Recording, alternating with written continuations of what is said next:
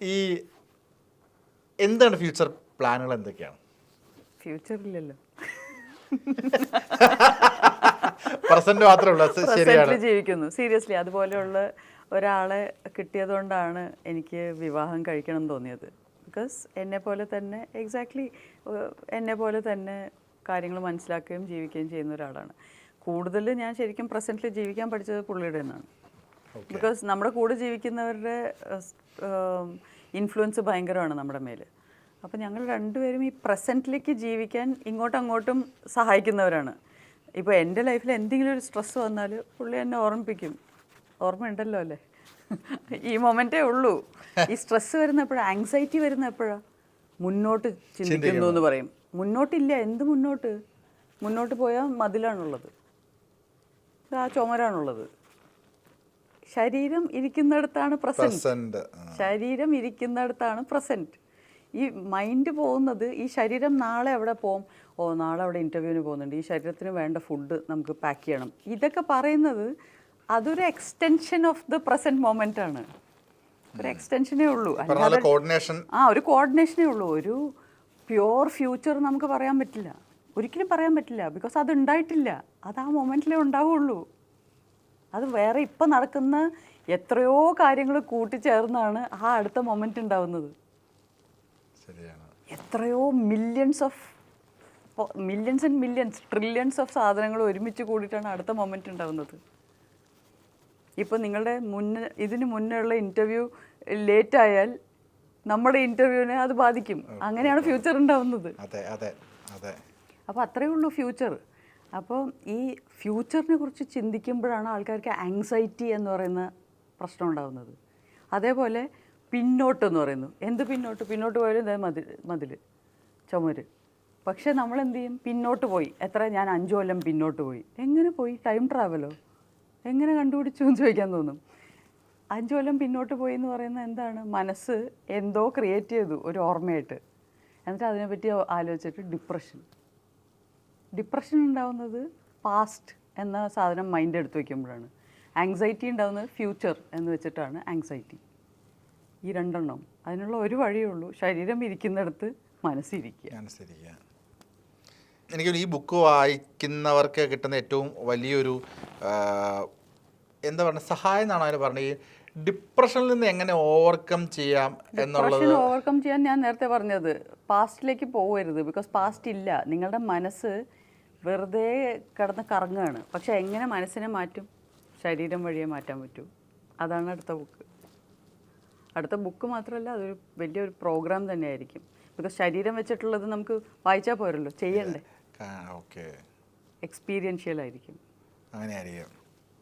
അപ്പോൾ അത് ബുക്കായിട്ട് ഇറങ്ങാം. നമ്മൾ പക്ഷേ ബുക്കിൽ വായിച്ചാൽ നമ്മൾ ചോദിക്കും, ഇതൊക്കെ ഞാൻ എങ്ങനെയാണ് ചെയ്യേണ്ടത്? ഈ വായിച്ചതൊക്കെ നമ്മൾ പ്രാക്ടിക്കലി അത് എങ്ങനെ പ്രായോഗികമാക്കണം എന്നുള്ള ഒരു കമ്പാർട്ട്മെന്റലൈസേഷൻ നടന്നുകൊണ്ടിരിക്കുകയാണ് ഇപ്പോൾ.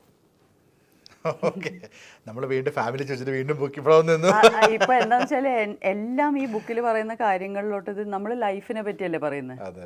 ഈ ബുക്കിൽ തന്നെ നമ്മൾ ജീവനെ പറ്റി പറയുമ്പോൾ ലൈഫിൽ നടക്കുന്ന എല്ലാം ഈ ബുക്കായിട്ട് റിലേറ്റഡ് ആയി വരുന്നതുകൊണ്ടാണ്. ഞാൻ ബുക്കിലെ കാര്യമല്ല പറയുന്നത്, പക്ഷെ ബുക്കിൽ പറഞ്ഞിരിക്കുന്നതൊക്കെ ഇപ്പൊ ലൈഫിലെ കാര്യങ്ങളാണ്. എനിക്ക് നിങ്ങൾ രണ്ടുപേരും സംസാരിക്കുന്ന കേട്ടിട്ട് വീട്ടുകാരൊന്നും വിട്ടുപോയിട്ടുണ്ടോ? വീട്ടുകാരില്ലല്ലോ, ഞങ്ങൾ രണ്ടുപേരും മാത്രമേ. എവിടെയാണെങ്കിലും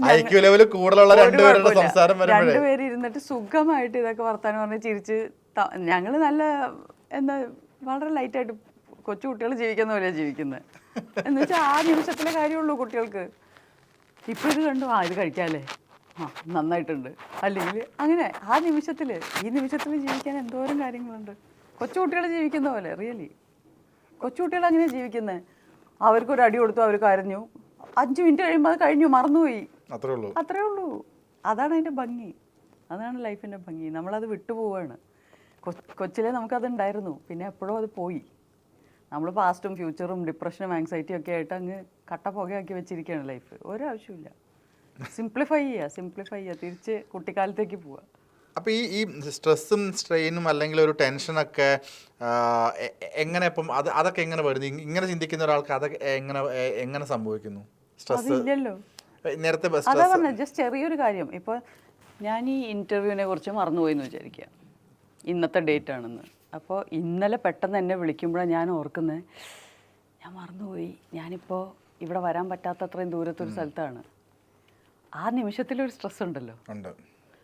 എന്നിട്ട് പിന്നെ അയ്യോ ഇനിയിപ്പോൾ ഇത് എന്ത് ചെയ്യണം എന്ന് ചിന്തിക്കുന്ന, ഹാൻഡിൽ ചെയ്യേണ്ട ഒരു സ്ട്രെസ്, അത്രേ ഉള്ളൂ.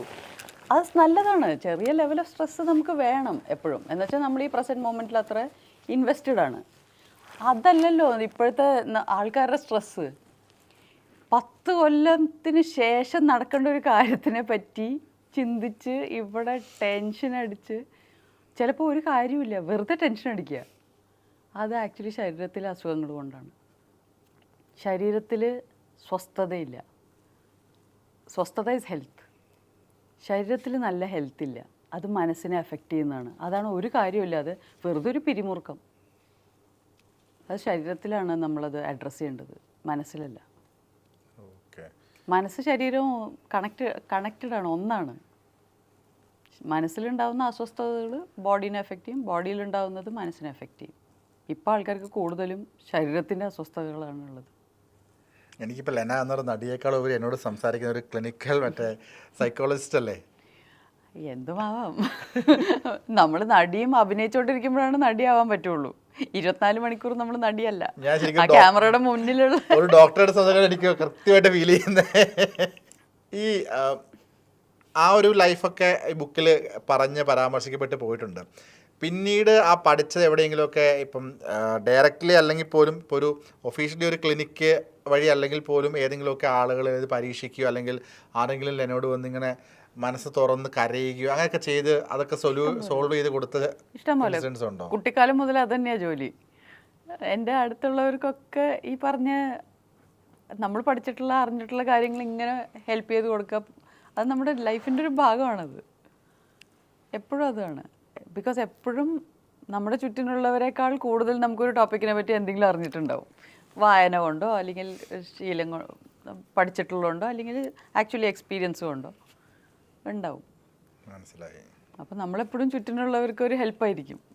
US നിൽക്കുന്ന സമയത്തൊക്കെ ആണെങ്കിലും ഒരുപാട് ആളുകൾ ഇപ്പം ഒരു സെലിബ്രിറ്റി ഇമേജ് ഉള്ളത് കൊണ്ട് ഒരുപാട് ആളുകൾ കാണാനും മീറ്റ് ചെയ്യാനും ഫങ്ഷൻസൊക്കെ വരും. അപ്പം അവരൊക്കെ വരുമ്പോൾ അവരെല്ലാം സിനിമ എന്നുള്ളൊരു ബേസിൽ അവർ ചിലപ്പോൾ ഒരു ബുക്ക് അവർ അത്രയും അറിഞ്ഞുകൊള്ളണമെന്നില്ല.